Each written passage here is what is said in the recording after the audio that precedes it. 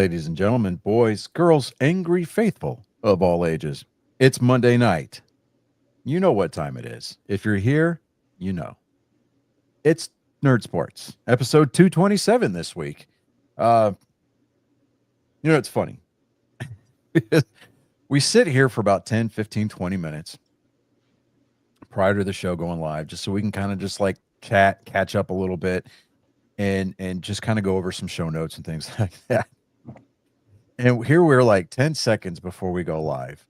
And David's got the wrong intro video pulled up. So he's like, oh crap. Yeah. He got it fixed. Exactly what happened. So, he came through in the clutch, so I mean his clutch rating went up. What's sad is I had everything set up to have a new placement thing where you can place the icon in different locations. So your beautiful face is actually full view now. Right. Okay. Yeah. Yeah, I did that. And I was like looking, I was like, yeah, we're about giving everybody motion sickness because I'm over here trying to, there we go, fix the camera. All right. So I'm taking advantage of the fact that Chrome is allowing me to use the continuity feature on my MacBook. So I'm using my phone's camera instead of using the onboard MacBook camera. So you get to see my pretty face in high definition this week. Anyways, without further ado, we are going to turn things over, albeit very briefly, to our esteemed producer, David, for this week's Weird Sport. David. This one is we'll just let it roll. This is came to meet a 15-year-old girl. Instead, he met a heavyweight boxer. Fighting out of the red corner from Jacksonville, Florida, weighing in at 212 pounds, he is undefeated against Miles Tanner Big Red Williams. And his opponent fighting out of the blue corner. Dude's just like, I'm going to die. At 223 pounds, Matthew the Fall. All right, guys, be in the middle. No punches to the holding. Let's have a clean fight.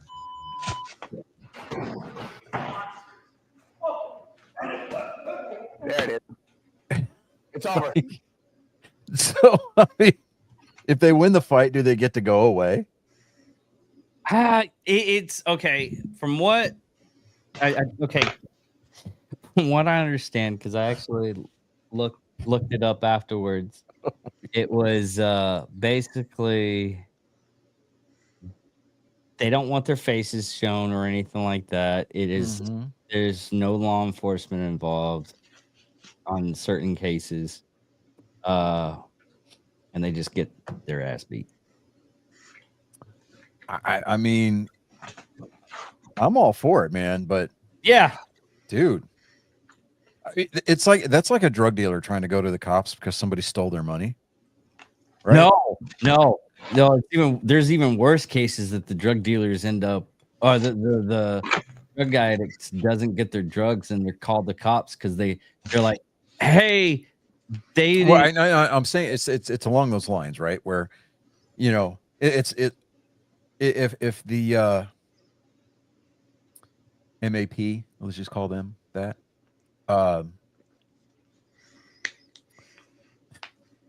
he gets like completely demolished. Like, you can't go to the cops and go, I want to press assault charges. Like, well, you got in the ring. So what happened? Why were you there? Oh, well, yeah, there's that. Where they go and they talk to the people that held the event, and they're like, yeah, there's some criminality going on here. Yeah, here's why he was here. Oh, really? Okay. So I mean, cops are getting called. Yeah, I'm down for that. Shoot, yeah, I'd paid money for that. Yeah, absolutely. All right. Well, this week in baseball, today was actually kind of a weird day. Trevor Story had probably one of the more unique home runs in not only Fenway Park history, but probably baseball history. The official measure tail of the tape was 301 feet, right? Mm-hmm. Probably one of the shortest home runs ever. right? What happened was it hit kind of a trailing fly ball that was going down the right field line, and it was tailing foul, right? But the way that they work it in Fenway Park is right there in the corner in right field, that Pesky's pole just kinda juts out a little bit, and it's just this weird corner. Well, the player, he drifts over. The ball actually lands in his glove, then bounces out because his glove hits the foul pole, and then lands in the stands, hits a fan, and then bounces back into the field of play, right? So, at the very least, you're looking at a ground rule double. So the umpires, they get together and they're conversing about this, trying to decide what they're gonna do. Well, they tell Trevor Story, "Okay, look, it's ground rule double." So Alex Cora, the manager of the Red Sox, comes out. He's like, "Uh, what's going on?" So they explain it to him. So he goes, "Give me just a second." So because I guess they gave him the option to have his replay booth look at it. So he gets in the dugout and he tells the replay room or the video room to take a look at that. And they were like, "Challenge it." So they sent it to New York. New York rules it a home run. So it was the weirdest looking thing. And then the day before, Jarren Duran, outfielder for the Red Sox, absolute stud, right? Um, it's a 3-run inside the park home run. Yes, you heard that correctly. And in the park, a 3-run inside the park home run. They measured it, right? Or they timed him. He hits it into the deepest part of the field, right? There's a triangle out there, straightaway center field. It's about 420 feet.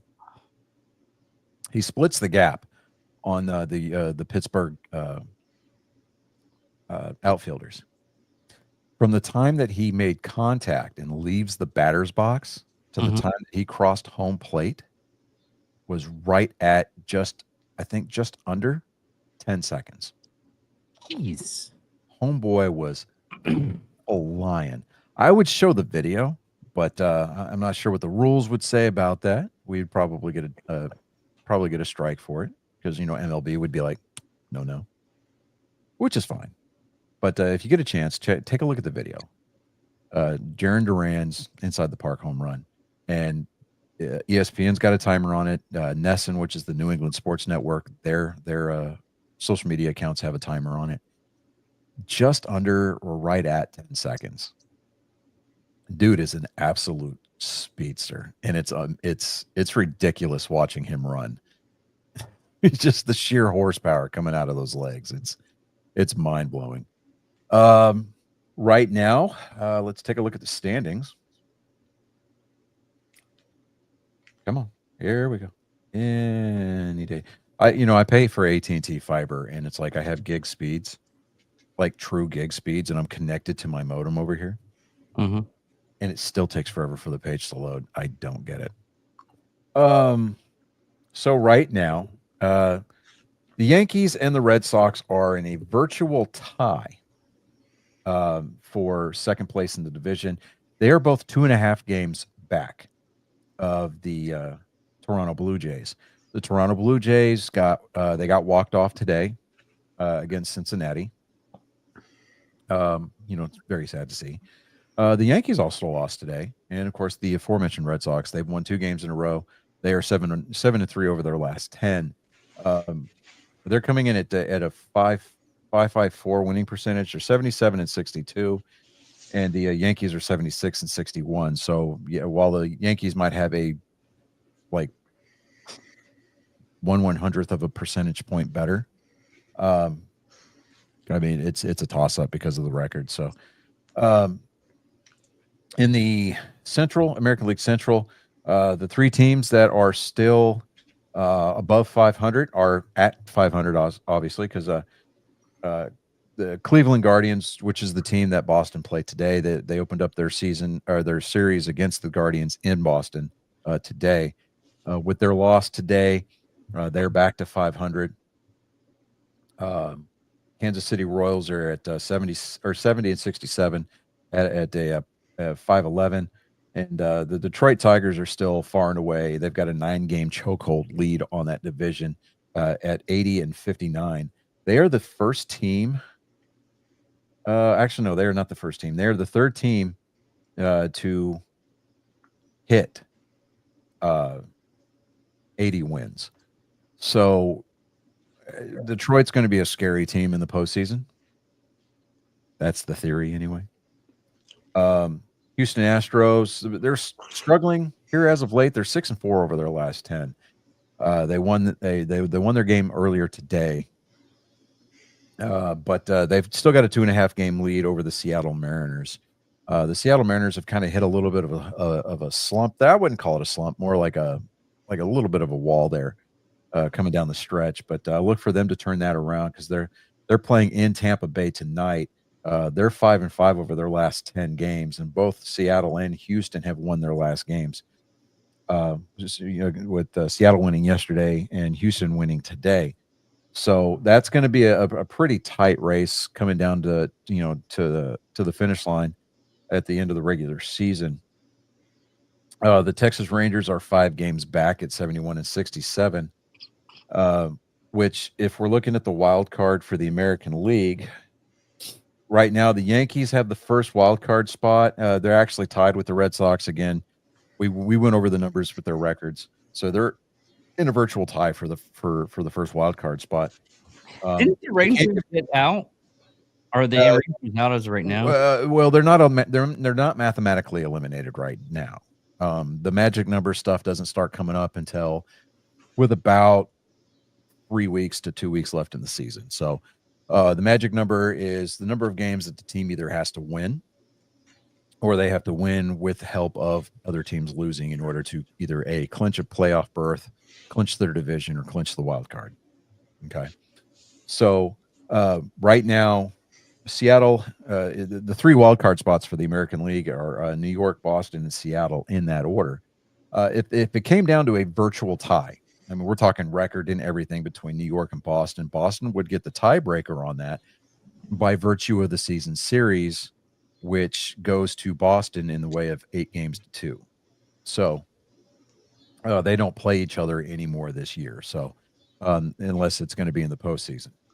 The Texas Rangers are 2.5 games out of that final wild card spot at, again, 71-67. They're 8-2 over their last 10. They've won 5 in a row. So they may be coming on a little bit strong here at the end. I don't look for Texas to be entirely that productive down the stretch, just because of the injuries, the way that their pitching has been performing here as of late. Their pitching has been making up for a lot of the shortcomings of their offense. So it's because Corey Seager, the shortstop for the Texas Rangers, earlier last week, he was put on the IL with appendicitis, since he had to undergo an appendectomy, and he's out indefinitely. So he's probably out for the rest of the year. If the Rangers, by some stroke of luck, make the postseason via the wild card, then at that point, Corey Seager may be eligible. He may be available to come back for the postseason. But right now, if the playoffs started today, Texas would be out. So, what do they put those standings in if that magic week isn't there yet? Well, okay, so you always got to be mindful of, especially with about 1.5 to 2 months left in the season, teams really have to know where they stand versus other teams around them, whether it's for the division lead or for the wild card spots, because general managers have to understand what kind of moves they need to make in order to bolster their team's chances for a deep playoff run. So, we need help in the bullpen, or we need help in the starting rotation, or we need defensive help over on first base, or whatever it is, whatever shortcomings your club has. It's the general manager's responsibility to know where you're at in the standings, where the numbers are down across the board as far as categorically are concerned, and make moves to help your club out in that way. Yeah. And so, it's everybody kind of looks at the standings kind of with a grain of salt for the first half of the season. But it's usually after the All-Star break, everybody really starts paying attention more and more to the standings, especially the wild card standings, with the, especially with the expanded playoff format that baseball has adopted. With 3 wild card teams per league, it really becomes more and more of an emphasis the further down the stretch that you get when you start talking about magic numbers. Really, magic numbers, they're nice to look at. It's more of a benchmark than anything else. So it really just kind of gives teams an opportunity to be able to count things down. So, but as far as the National League is concerned, let me see here. Yeah. The Philadelphia Phillies out in the National League East, they hold a 6-game lead in their division over the New York Mets. The Braves, the Marlins, Braves, and the Nationals in that order fill out the rest of that division.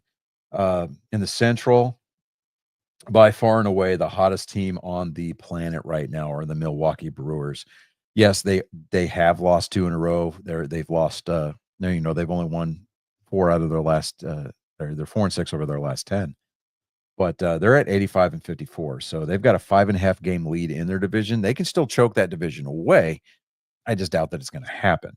Chicago is coming up, 5.5 games in arrears to them at 79-59. They're 6-4 over their last 10, and they've won. They won their last game. They won their game today. They're hosting Atlanta for, I think it's a 3-game set. Cincinnati, they're at 70-68. They're at 507, and they're 14.5 games back.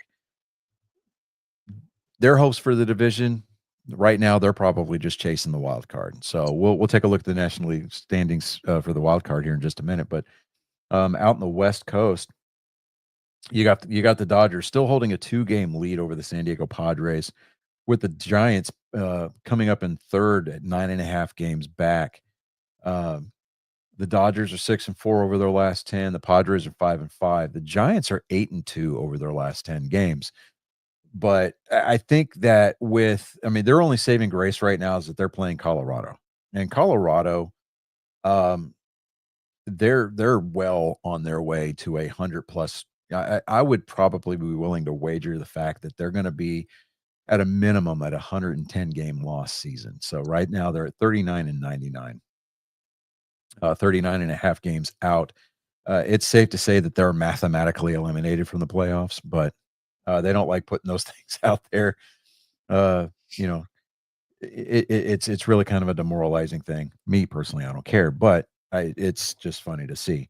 But in the National League wild card, the Cubs hold the first wild card slot. The Padres are 2.5 games back of them, holding the second spot.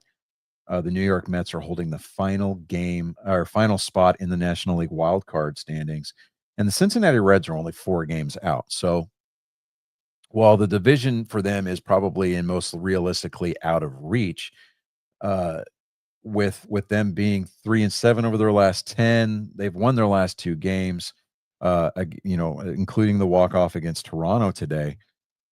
It's not outside the realm of the impossible for them to make up some ground on the Mets. The Mets are, unfortunately, they beat the Tigers today, and they're in Detroit. But with Detroit playing the kind of baseball that they have been playing, I look for that 4-game lead to potentially slim itself down by week's end, or if even anything before the middle of the week. But that's going to all depend again on Cincinnati bringing their A game to the ballpark every day against Toronto. So, and Toronto, in the American League East, they've held first place in that division for most of the year, and they're kind of, I would say, the breakout surprise in the American League. But that title goes to Detroit.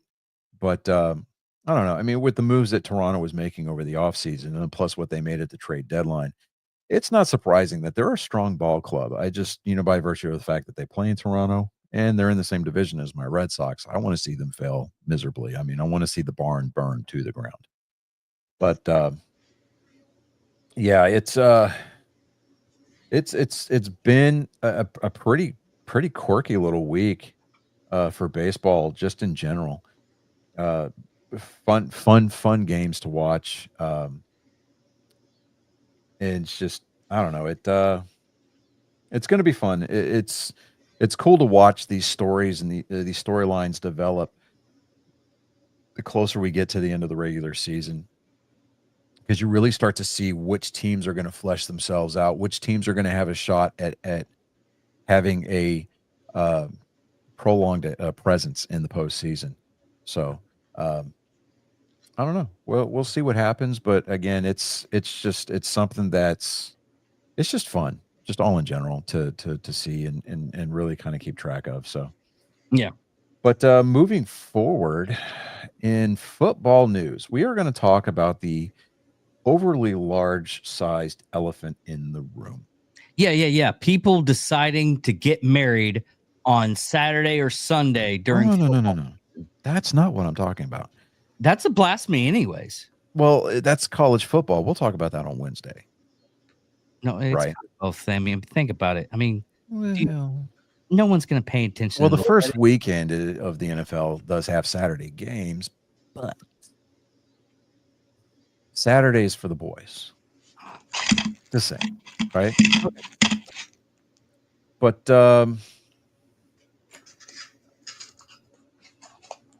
the biggest shock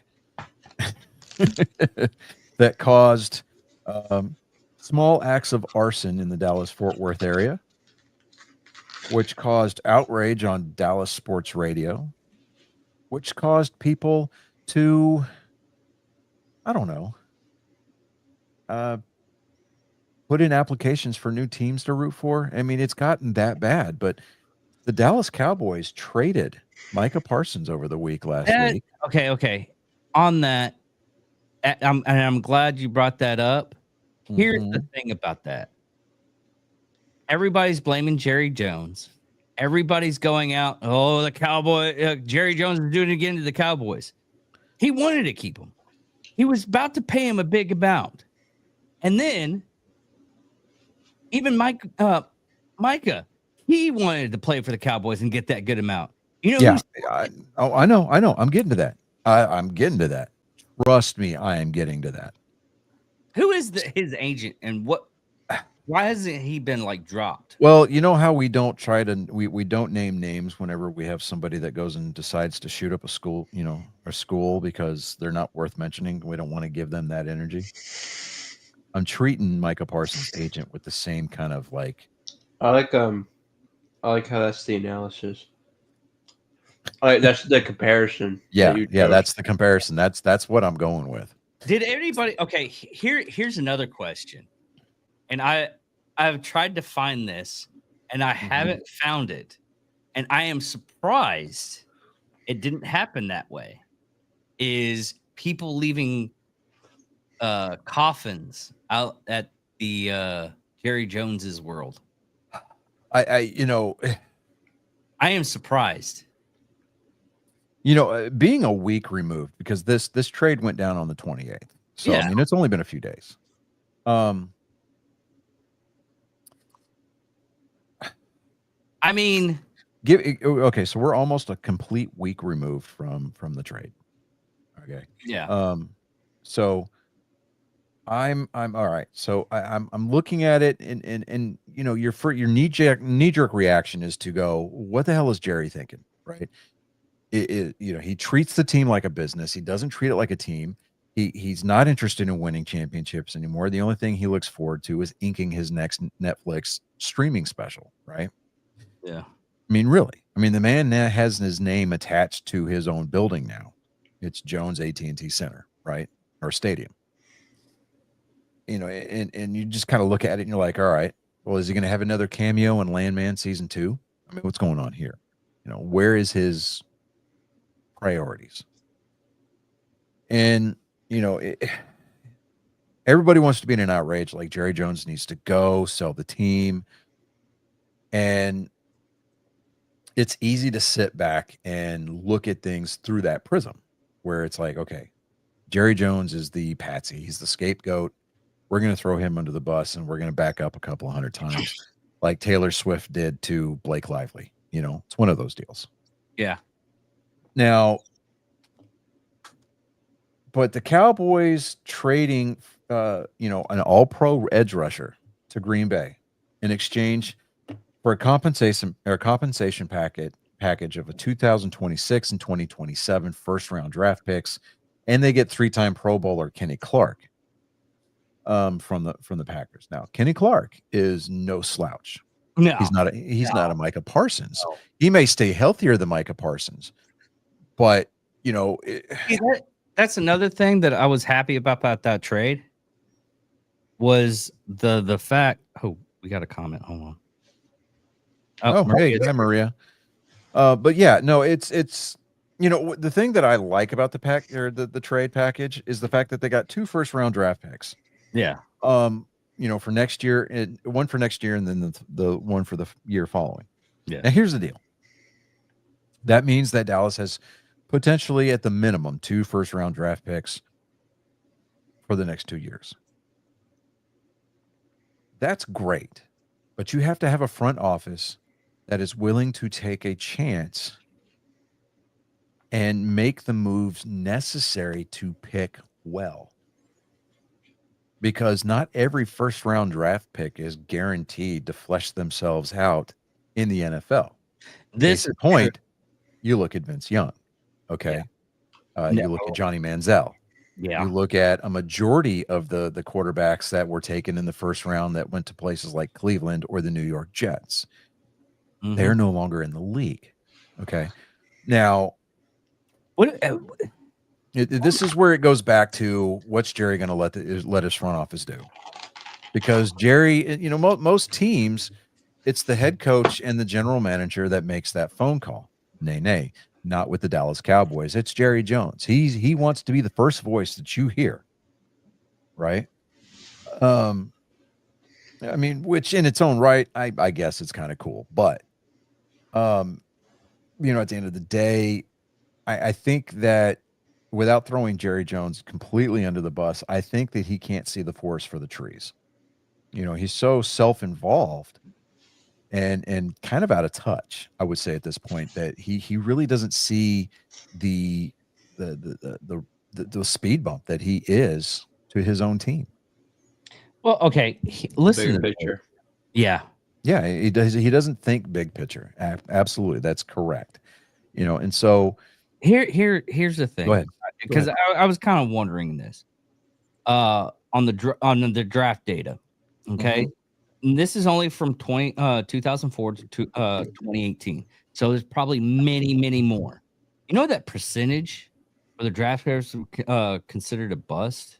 22.3%. That's pretty damn high. Yeah.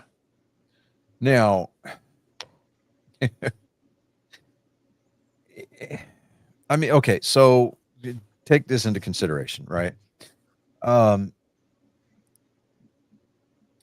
Okay, so like in the Army, you've got in the infantry, you have a thing called the EIB, or the Expert Infantry Badge. Mm-hmm. Generally, units test for this once a year, and it's over your basic and intermediate to advanced infantry skills. Calling, shifting fire from known point, movement under individual fire, or individual movement under direct fire, calling for fire, land navigation both day and night, just basic stuff. First aid, threat weapon identification, landmines, yada yada yada. Yeah. The attrition rate on that on a yearly basis is somewhere to the tune of anywhere from 75 to 86%. Jesus. Yeah. Now, I've got my EIB. I was blessed to, earn mine with 2 of the greatest people that I've ever had the pleasure of serving with. But that it's the same deal with, you get thousands of people, thousands of players every year playing collegiate ball, right? Only a handful of them get drafted, and only a handful of those stay around.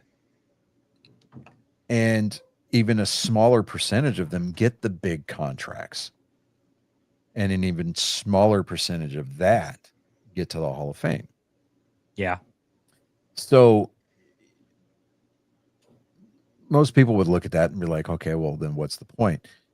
I mean, it doesn't prevent people from going out there and trying. It's what makes these industries, you know, whether it be baseball, hockey, basketball, football, curling, you know, it doesn't matter. You know, throw curling in there. Yeah. Could you imagine if there was a curling draft? Oh man, I mean, you want to talk about like they'd be they'd be like, okay, what is the ratio from a knee angle or knee bending angle to gut size proportion? What is the maximum that we can go without you know, it's like, well, what about Major League Curling, you know? What but- about the sweepers? Oh, the sweepers. Oh, those are the Dude. those are the let's see, what are we at? 30. Okay, so we're past the time. Those are the fuckboy fit guys that have to be on the, you know, on the brooms. You know, like, but I love the fact that curling was invented by a bunch of guys sitting around a bar watching the Olympics going, you know what? We can do better than this. They just come up with a game. It was probably the same people that had decided, or that one person's like, you know what? I want to be an Olympic champion. Let's do a break dance competition. Right. What's her name? I'm the Reagan best. or whatever. Yeah, I'm the best break dancer. We're gonna do this, and just, I mean, they don't even show it on Peacock. It's not, you can't find that video on Peacock. No, I think NBC, with the exception of the clips that are out there on people's hard drives, I think NBC did a pretty thorough job of scrubbing that from the internet. Oh yeah, But, we got canceled because of it. yeah. But I mean, I literally tried to figure but out. getting to the point about Micah Parsons' agent. Okay, Yeah. this is the problem that I have with agents, you know, whether they be Scott Boras or, you know, whomever. A lot of times they do not look out for the better interest or the desires of their client. Micah Parsons expressed interest. I want to stay in Dallas. Yeah. He never heard about Jerry Jones's offer because the agent didn't give him that information. Well, it's like the what we talked about. It's like with Freddie Freeman. The Freddie Freeman trade, whenever he was free agent signing, whenever he went to the Dodgers from the Braves, right? Longtime staple in the Braves organization, holding the fort down over there at first base, right? He recorded the last out in the 2022 World Series against the Astros. Okay. He got this monster deal from the Dodgers.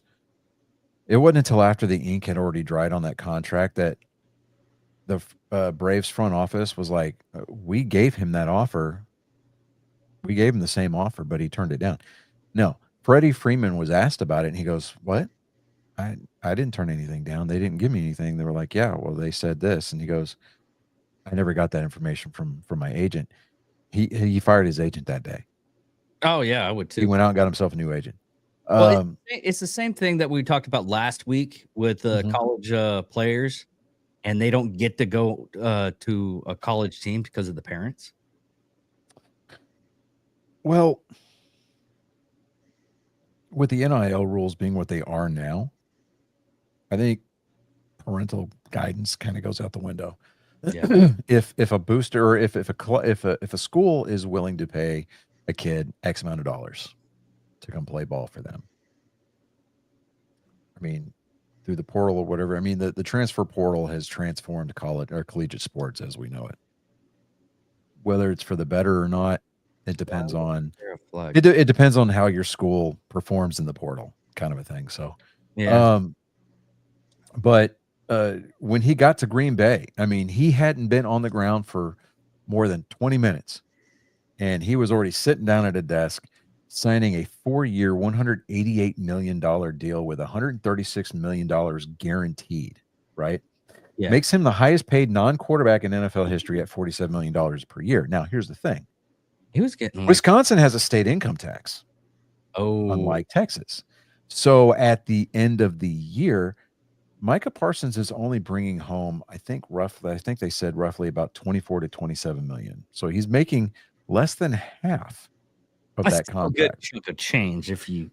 Oh, it is. Yeah, It yeah. is. Do not get me wrong. I am the firm belief that there is nobody on the face of this planet that is worth more than, I'll just say 30 million a year. Okay. Yeah.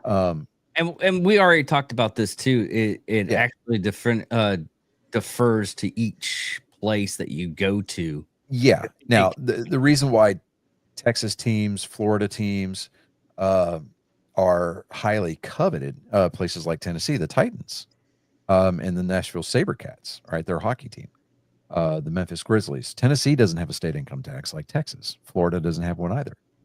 So what you make on those contracts, what you sign for on those contracts, minus your federal income taxes, that's what you're getting paid. And so that's why these places like Houston, places like Dallas, San Antonio, those are preferred destination places for a lot of athletes if they can get the contract that they want.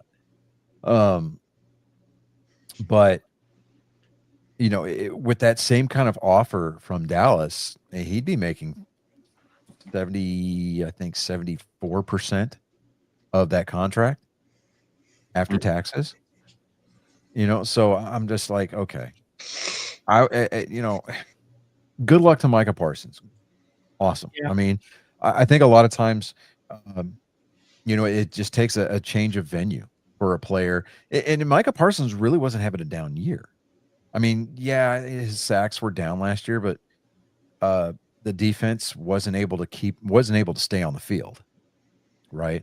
Well, no, that's the problem. They were staying on the field, but Micah Parsons was getting double teamed a lot last year, and the Dallas offense was not providing.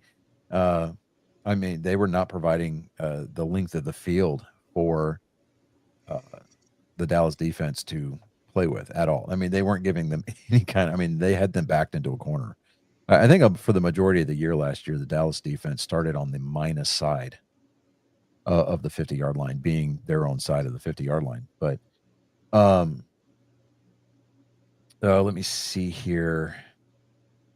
Parsons passed a physical to complete last week's blockbuster trade and participated in practice Monday. Both the Cowboys and noted orthopedic spine surgeon Dr. Robert Watkins confirmed the diagnosis. Parsons will continue physical therapy in Green Bay, but he was noted he had a facet joint sprain, and he may be able to play Sunday versus the Lions as long as he gets an epidural. So I'm like, okay, he's hurt at this point, but it's nothing that's like catastrophic. He's dealing with an L4, L5 facet joint sprain, so it's a spinal injury. I think maybe like a bulging disc or something, basically along those lines. But I mean, do a nerve block or an epidural, and dude will be squared away.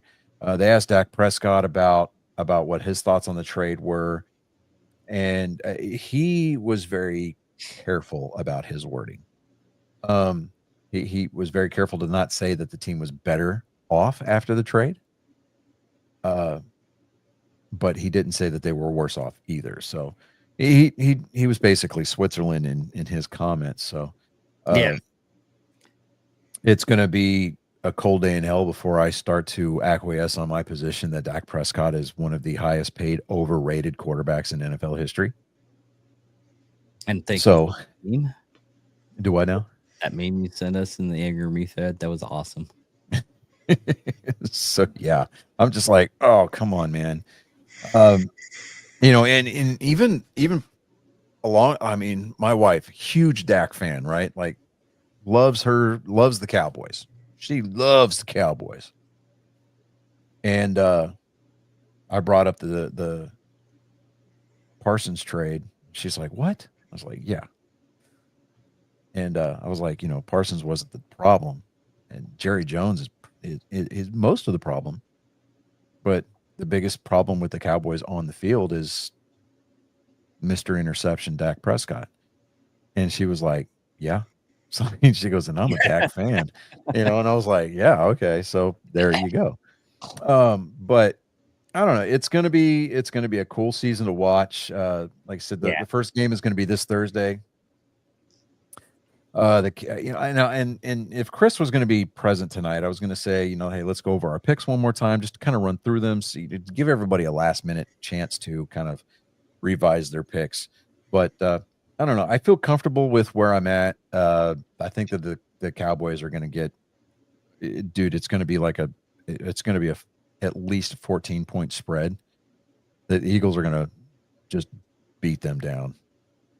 I'm not saying that the Cowboys are going to get shut out. They're not, but they are not going to. Their defense is not going to be able to stop Philadelphia.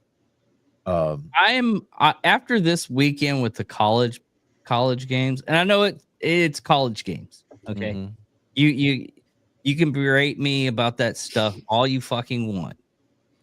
Here's the thing. I'm not going to berate you. I'm not. No. I don't know about this NFL season.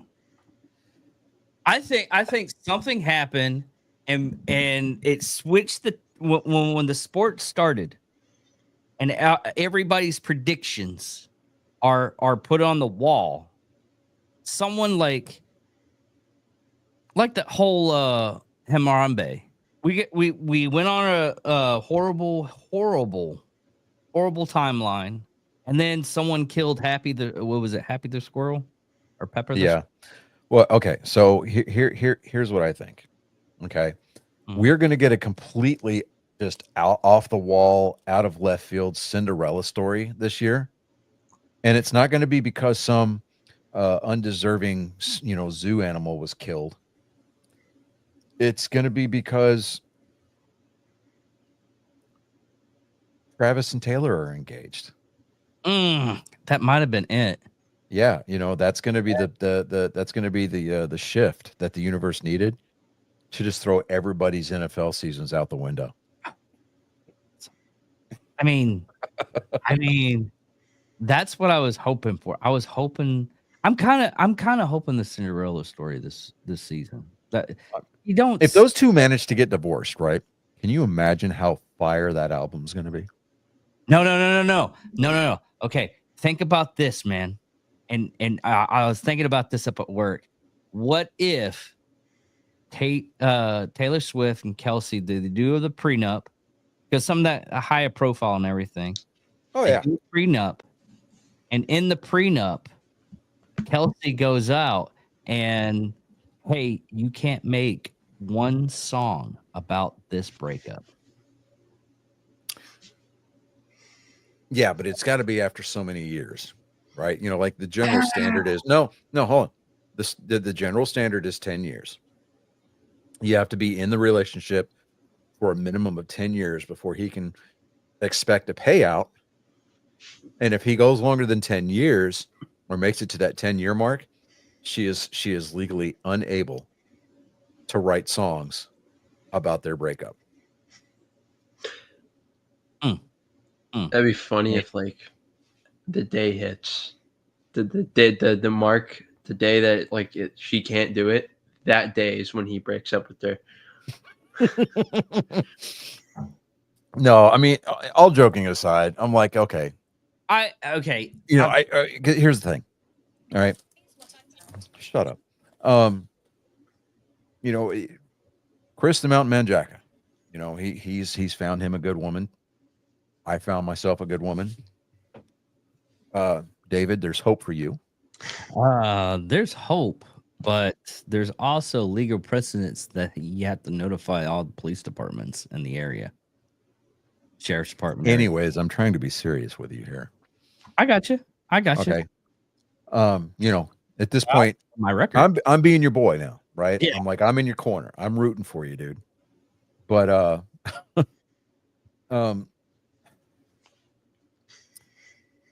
with as jacked up as this world is, I don't care if Taylor Swift is somehow the head of the satanic church. I don't care. Okay. I don't care if there's like some voodoo magic going on in the background. Don't really care. These two people found each other and they were like, yeah, you're my person and I'm going to be with you for the rest of my life. I hope it works out for them. I really, really do. It seems genuine. It does. I just don't want to see her face 700 times during the course of a Chiefs broadcast. Which, funny you mentioned that. Belichick's girlfriend's nowhere near the field, so there goes our bet. Hey, I took the under. Well, I'm a gambling man, and I go out and You took the over. Fuck yeah, I would take the over.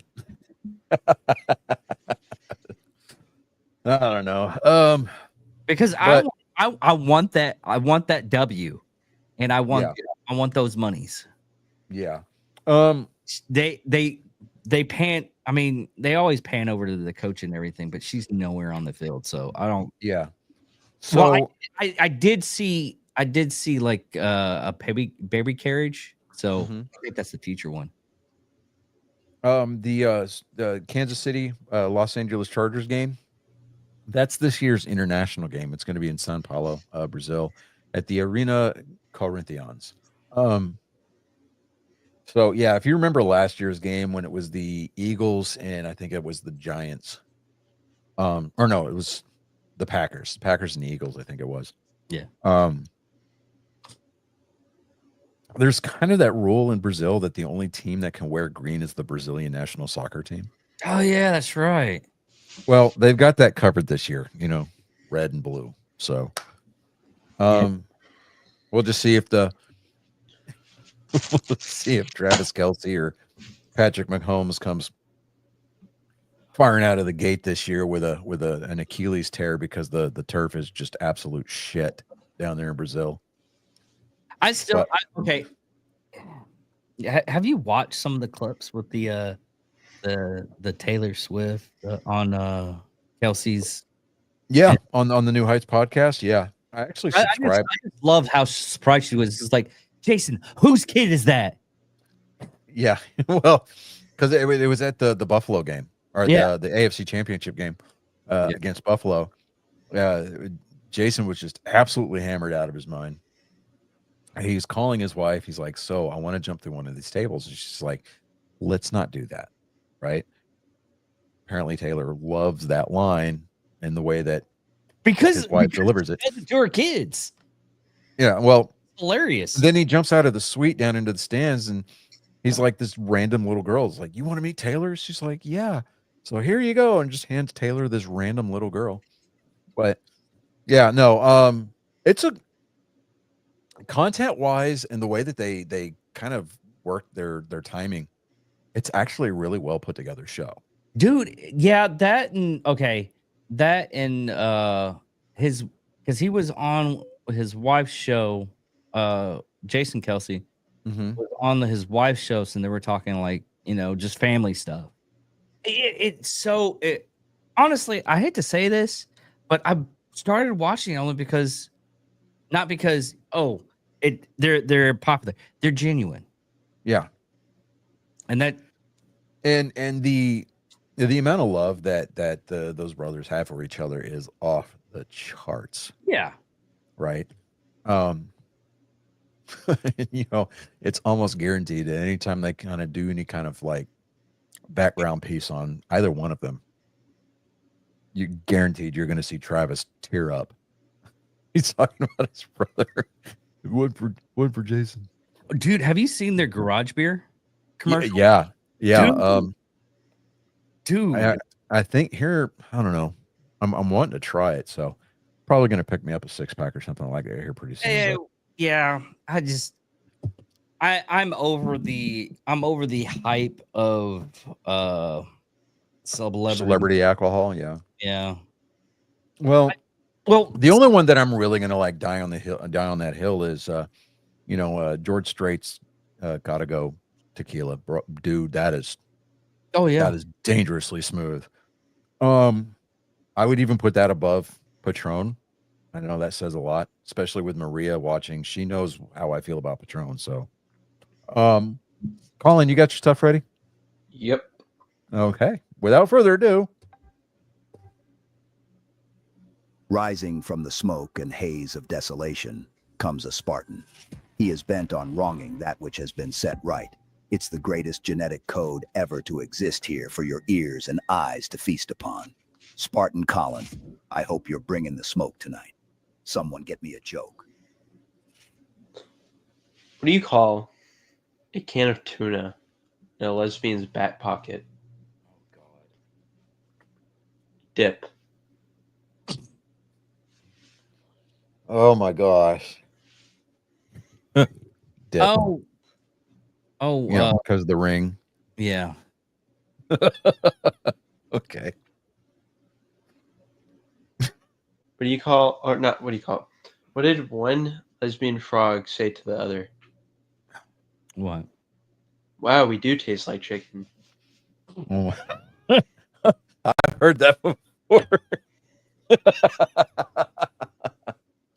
And the blasphemy comment from Maria's in reference to the Patron comment that I made. And that's because she used to work for Patron. So yeah. Oh, yeah, that's right. Did you see Texas new laws?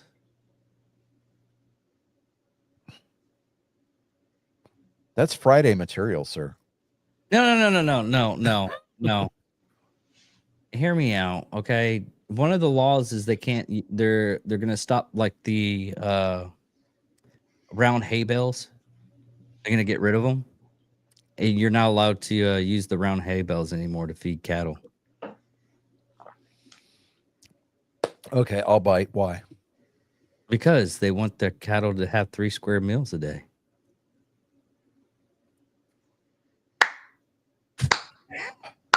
Yeah.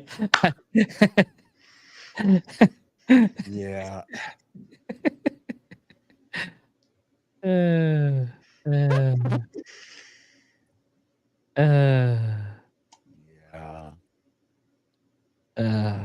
Okay. That joke brought on like just a whole. You could have let us roll the outro and then that joke. That joke just brought the whole show down to a whole new demographic. Okay. I would almost make Colin find another joke just so we can end on a high note. Oh, okay. Right? And Maria's like, you interrupted Colin.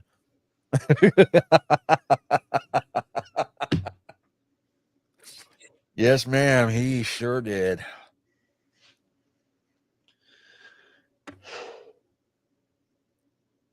Okay. I'm What are we doing just interested to see if David's going to backtrack faster than Cracker Barrel did. So. No. Get us out of here. Well, I love that so much. I love like how just like nope. No. No. Let's keep this going. I know we're working on it.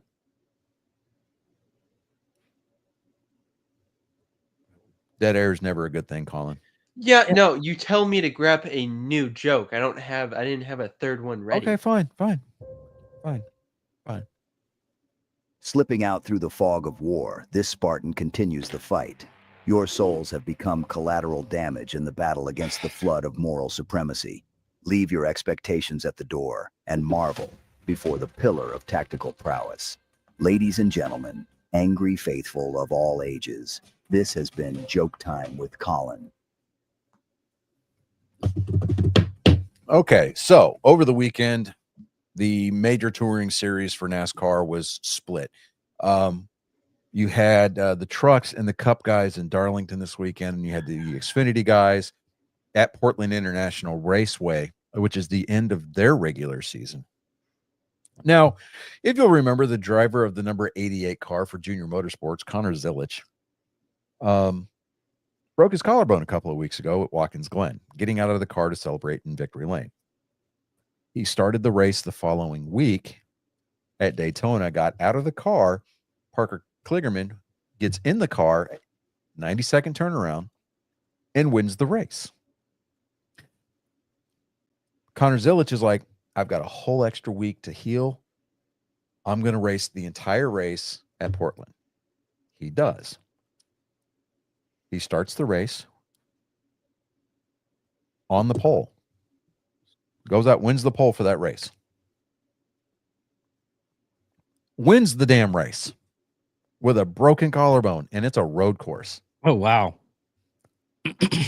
Not only did he win the race, he won the race by 1.572 seconds. He led 70 laps, and he led 70 of the 78 laps. So almost wire to wire. But he also clocked the fastest lap of the race at 74.55 seconds. Oh, nice. That gives him 8 wins on the year. Junior Motorsports has a total of 15 wins on the year. That is huge for him going into the playoffs. That is insane, right? I'm like, I told myself I was going to watch that race, so I wanted to see how it was going to end. And then jokingly told myself when I realized that I missed the beginning of the race, I was like, it doesn't matter. Connor Zilic is probably going to win anyway. I go to check the results after the race is over, and fucking Connor Zilic won. I was like, damn. I mean, it's scary how good this kid is, and I hope that it's not a one-off. I mean, I expect him to not go out and like burn the building down when he goes cup racing next year. But I do expect him to have a moderate amount of success. But I'm just like, good God. But going into Darlington last night, it was the Southern Cookout, or the Cookout Southern 500, which is a crown jewel event for NASCAR. It's one of the vintage races going all the way back to almost the creation of the series. Chase Briscoe started second. Denny Hamlin was on the pole, but Chase Briscoe drives the number 19 Bass Pro Shops Toyota for Joe Gibbs Racing. This dude, when he got out into clean air, out of the 367 laps that this race lasted, he led 309 laps. He was out front for most of the day. His margin of win was less than a half a second. It was 0.408. That's nuts, right? I mean, there was a crash on lap 1 of the race. Lap 1. They didn't even get a full lap in. Josh Berry, who drives a 21 Ford for the Wood Brothers, spun. He just got loose coming out of turn 4 and back, just tore his car up, right? The race wasn't over for him. He goes to the garage under the damaged vehicle policy. He was allowed to allowed to repair the car. Mm-hmm. He only completed 239 laps officially. And it's not like, I mean, they must have done some kind of like voodoo magic on that car, because when he got back out on the track, he logged the fastest lap of the race at 29.04 seconds.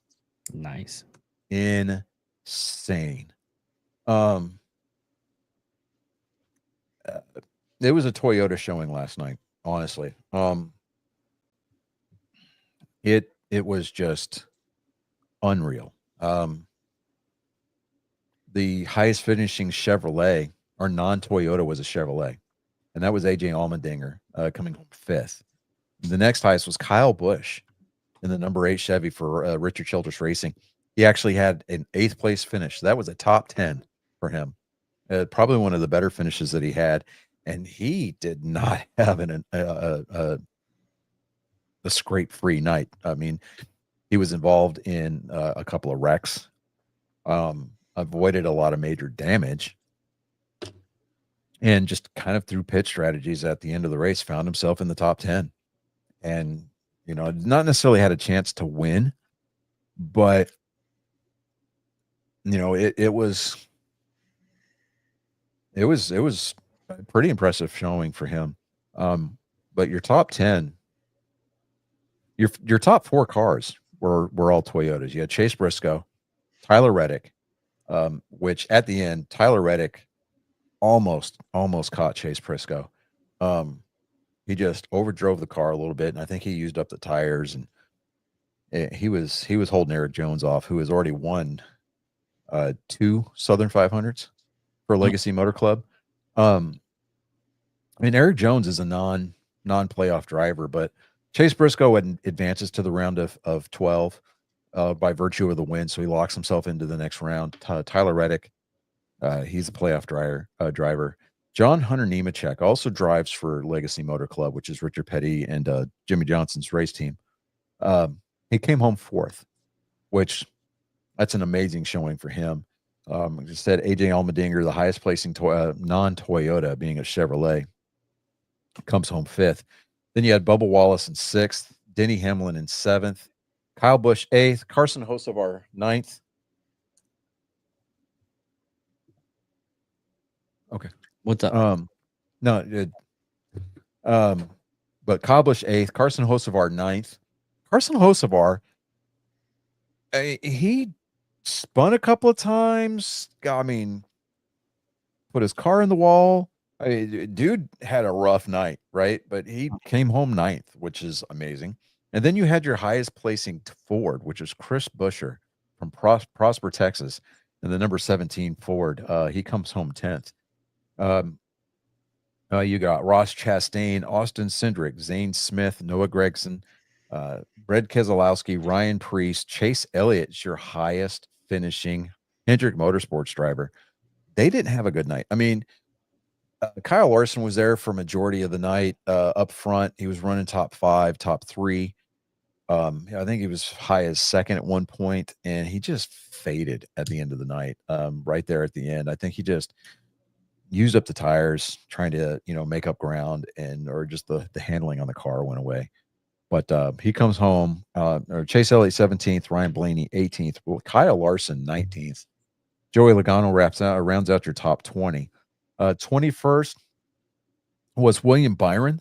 In 21st, Ty Gibbs, Austin Dillon, Cole Custer, Daniel Suarez, Todd Gilliland, Justin Haley, Riley Herbst, Christopher Bell, and Ricky Stenhouse Jr. round out your top 30. Alex Bowman comes home 31st. Now, boy, he was 2 laps down. He had a rough night. They got 2 laps down, and through pit strategy and taking the wave around, stuff like that during caution laps, he'd actually made up both laps at one point and was on the lead lap. Comes in off sequence, which means he was pitting before everybody else, which generally would have worked. But for whatever reason, Alex Bowman's pit crew shit the bed. They gave him a 40-second pit stop, which by comparison, you look at a normal pit stop that goes anywhere from 12 to 14 seconds. Yeah. Okay. Well, so even then, it's just, I mean, here's what happened. 8 seconds usually. The rear tire changer, the hose on his gun came unplugged, and then communication just absolutely broke down. And they realized when one of the guys behind the wall realized that the gun had come unplugged, he plugs it back in. He gives the thumbs up. Somebody else interprets that as the other gun is ready. So instead of taking the gun that is now charged and working and changing out that rear tire, they waste another 10 seconds trying to swap out hoses and get the gun connected to that hose. All that shit should be triple checked before pit stops are even talked about, right? Yeah. That's all pit crews do. They stand there, they're testing their equipment, and they've got a lug nut on a dummy stud, or a dummy lug, where they're just for repetition, right? Muscle memory. And they're checking pressures, they're making sure that everybody knows their job, what they're supposed to be doing. Yeah. I mean, it's an orchestrated deal. I mean, it's one fluid thing. And communication just absolutely broke down on that pit stop. And it cost him 2 laps. He never recovered from that. He finished, like I said, 31st. Shane Van Gisbergen, who, by virtue of the road courses, has 4 wins this year. He was one of the top-seeded drivers coming into the playoffs. The car unloaded slow from on the truck. They couldn't get the handling right. I mean, they were taking big swings at the handling setup, trying to get the car right, trying to get it to make good speed. And it just would not work for him. And I mean, and Shane Van Gisbergen going into the race, he's like, Dover's one of my favorite tracks. And he said he loves running there. But they couldn't get it together. So he brought that home 2 laps down in 32nd. Then Michael McDowell, 33rd. Ty Dillon, 34th. Timmy Hill, Derek Kraus. Derek Kraus's car caught fucking fire mid-race. I think the engine was starting to it was starting to grenade a little bit on him. Wow. And enough fluids got out and started hitting, parts that were at temperature, and things started flaring up. Yeah, I'm wrapping this up. Yeah. No. I did that once. I didn't tighten the.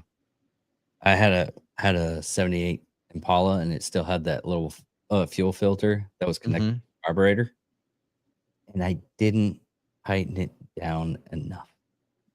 Luckily, it was my mom that was driving, and the car inflamed. I mean, it would have been bad if it was bad, but yeah. My bad. Cody Ware. What? Yes. They shoulder. Oh, the girlfriend? Yes. Well, it's still the under, so anyway. It's still one. I mean, I get it. Cody Ware 37th, and Josh Berry, he comes home 38th in very last place. It was something like 129, 130 laps, something like that down. It was pretty bad. But I mean, the fact that they got that car repaired enough to go out and turn the fastest lap of the race was pretty damn good. So, next week we are looking at, come on. That's going to be kind of tough for you next week because we finally got football, NFL football coming in, and then you got NASCAR season. Well, that's the beautiful thing I love about DirecTV. I can stream on one screen, and I can stream to my phone, and I can watch something else on my iPad, and I can pull something else up on my MacBook. So, next week we are looking at the Worldwide Technology Raceway up in Madison, Illinois. That is going to be the Enjoy Illinois 300. It's a 240 lap race. It's going to be for 300 miles. That is going to be Sunday on the 7th at 2:00 Central Time, 3:00 Eastern. That is going to be on USA. It's going to be on the Motor Racing Network, which is MRN, SiriusXM Channel 90 on your SiriusXM radio in your car or on your SiriusXM app. And then your driver feeds, again, are also going to be on HBO Max again. The round of 16 ends the following weekend on the 13th at Bristol Motor Speedway. It's a Saturday night race. So, yeah. The drivers, a lot of the title favorites this year had miserable days this weekend over in Darlington. So on the bright side, these next 2 tracks give them an opportunity to bounce back. Alex Bowman desperately needs it because as of right now, he's 16 of the 16th of the 16 drivers. Right now, Chase Briscoe, he's number 1 because by virtue of the win. Yeah. Denny Hamlin is in second. Kyle Larson's in third. Tyler Reddick fourth. Bubba Wallace fifth. William Byron sixth. Ryan Blaney, Ross Chastain, Austin Cindric, Christopher Bell, Chase Elliott, and Shane Van Gisbergen round out your top 12. Now, everybody below the cutoff line, starting with 13th, is Joey Logano, Austin Dillon in 14th, Alex Bowman in 15th. So I was wrong. Alex Bowman's not last, but Josh Berry is last, and he's in 16th. But Alex Bowman and Josh Berry are both tied at 19 points below the cutoff line. They need to have stellar weekends between here and the cutoff race at Bristol. By the end of the race at Bristol, they need to figure out a way to get a top 5 or get a win. Yep. If they have any hope of advancing. Two last things. Okay. One, make it really quick. How many Super Bowls has Belichick won? Super Bowls? 6. I just check. TCU is like 27-7 in North Carolina. Beating North Carolina. And this is a photo of Nicolas Cage on the set of the movie Avengers Doomsday. No. Oh, he's gonna be playing John Madden. That's right. Yeah. That's gonna be interesting to see. Yeah. If anything, just because it's Nicolas Cage. Yeah. That's the only reason why I was like, he should have got. I don't know. It's one of those things you got to wait until comes out. So let's wrap this up, Johnny. Yeah. Well, we're gonna wrap this up because like we've been here for over an hour. we try to avoid that at all costs for you guys. But without further ado, we will not send you out the door without word from our president. There was once a pirate, wonderful pirate. He was a terror on the high seas and a demon in the sheets. A credit to lesbians everywhere, really, a great lesbian pirate. Her name was Bearded Clam. She really was wonderful. Anyway, as she used to say, as she plundered both booty and pussy, scissor me timbers. Then with that, we send him out the door and you as well. You don't have to go home, people, but you cannot stay here, mostly because we're going to end the broadcast. But this has been Nerd Sports episode 227. Thank you so much for your time, the effort, and maybe your empathy, maybe sympathy. Either way, you've been indentured. You are now privy. I would say you're better off, but I'm biased. I'm Johnny Skelton. I'm David Ickerman. I'm Colin Skelton. And again, this has been Nerd Sports. Same time, same channel, same bat place, all that good stuff. We'll see you next week, everybody. Get out of here. Go.